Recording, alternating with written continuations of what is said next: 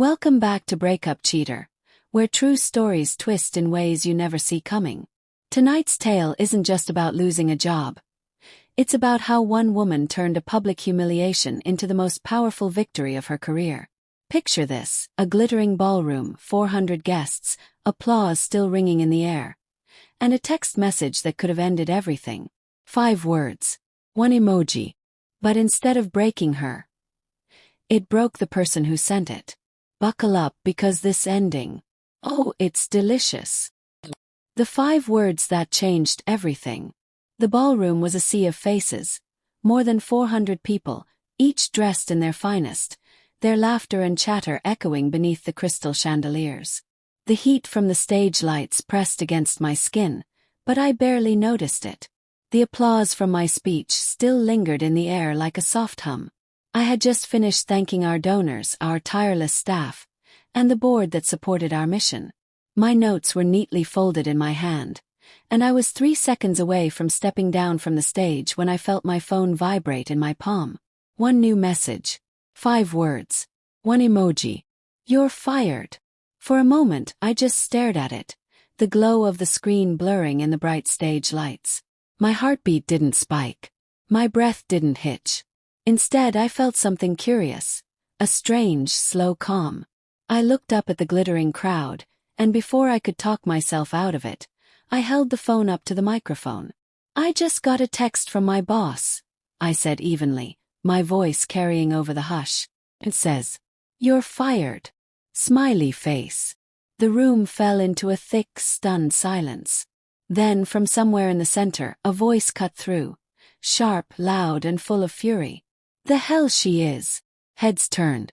It was Nathaniel Cross, CEO of Stratmore Industries, our largest corporate sponsor.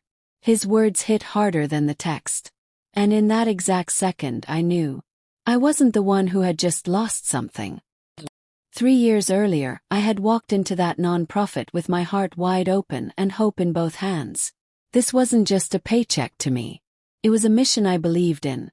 Helping people, building something lasting, something good. And when I met Evelyn Barrett, our executive director, I believed in her too. Evelyn had a way about her. The kind of charisma that made you think every room belonged to her before she even stepped inside. During my first week, she'd pulled me aside and said, "Stick with me, and I'll teach you how to run the whole place." I didn't just stick with her. Thrive. I rebuilt our crumbling outreach programs from the ground up. I modernized outdated systems. And I secured the Stratmore partnership. Single-handedly. Publicly, Evelyn praised me. Privately, she made sure the credit bent back toward her. I let it slide at first.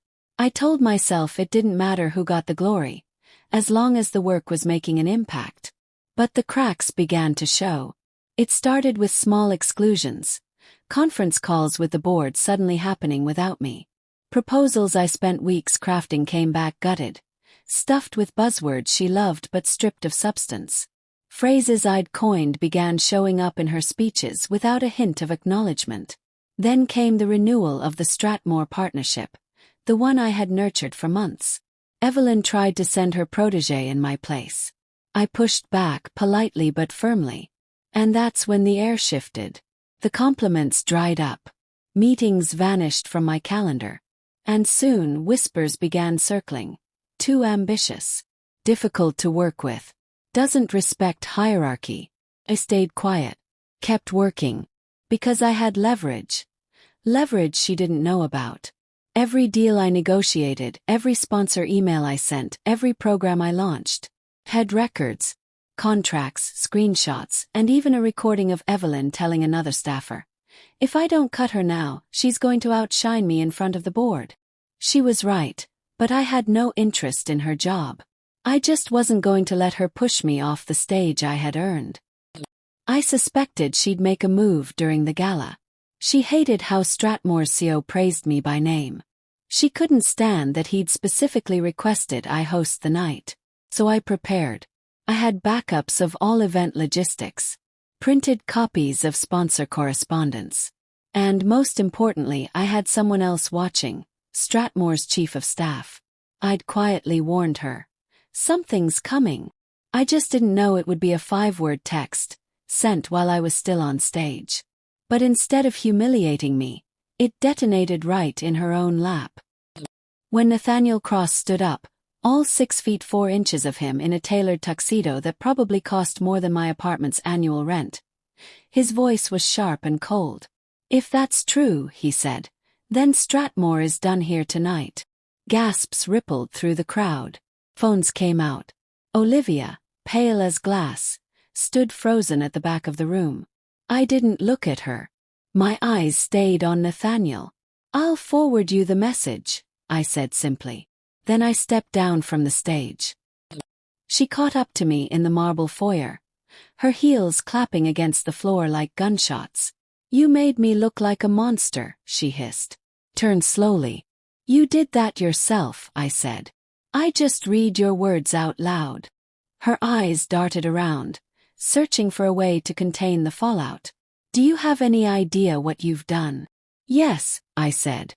"I've ended you politely." Stratmore pulled their $2.5 million sponsorship the very next day. 2 other sponsors followed. I didn't gloat. I didn't post about it. But when Nathaniel called later that week to offer me the position of executive director for Stratmore's new philanthropic foundation, I accepted. Triple the salary. Full control. Seat at the table. Now I run my own team.